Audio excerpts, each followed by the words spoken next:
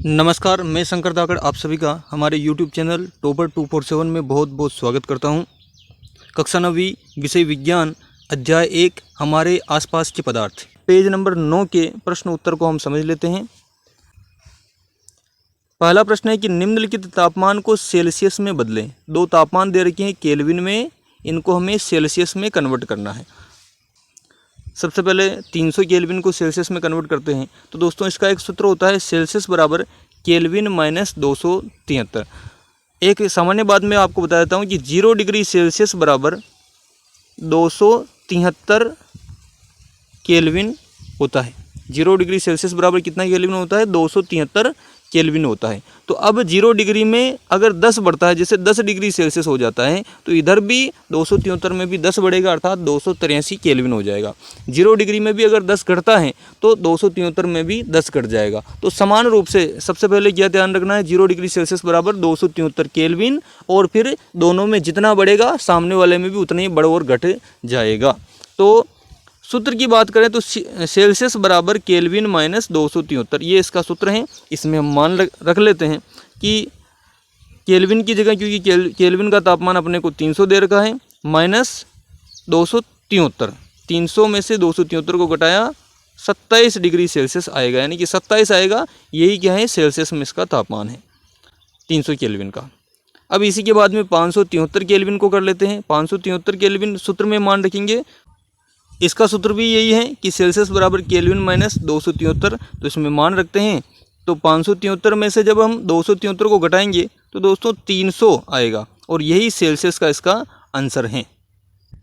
साधारण तौर पर समझें तो 0 डिग्री सेल्सियस बराबर 273 केल्विन है।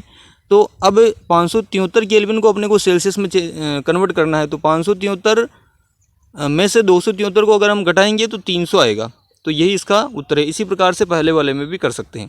दूसरा प्रश्न है कि निम्नलिखित तापमान पर जल की भौतिक अवस्था क्या होगी। दो तापमान अपने को दे रखे, एक तो 250 डिग्री सेल्सियस और एक 100 डिग्री सेल्सियस। तो इस तापमान पर जल की भौतिक अवस्था अर्थात जल किस अवस्था में रहेगा, तो 250 डिग्री सेल्सियस पर जल की अवस्था जो है गैसीय अवस्था रहेगी, क्योंकि 250 डिग्री सेल्सियस पर इतने हाई टेम्परेचर पर जो है जल द्रव अवस्था में नहीं रह सकता।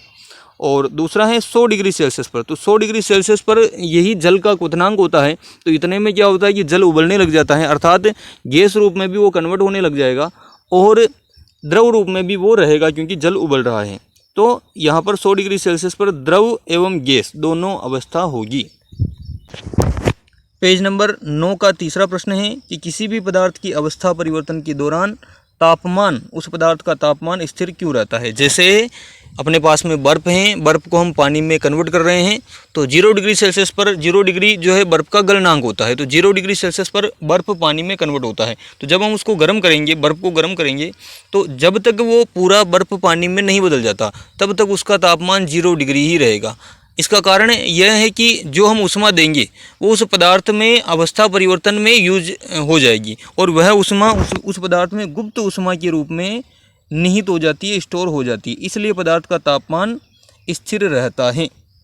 चौथा प्रश्न है वायुमंडलीय गैसों को द्रव में परिवर्तित करने के लिए कोई विधि सुझाइए। वायुमंडल में जो गैसें हैं, जैसे नाइट्रोजन है, कार्बन डाइऑक्साइड है, ऑक्सीजन है, तो इन गैसों को द्रव में परिवर्तित करने की क्या विधि हो सकती हैं। तो इसकी साधारण सी विधि है कि वायुमंडलीय गैसों को द्रव में परिवर्तित करने के लिए हम उसका एक तो तापमान कम करेंगे, और दूसरा उन गैसों पर हम दबाव बढ़ाएंगे, जिसके कारण जो है वो द्रव में परिवर्तित हो जाएगी।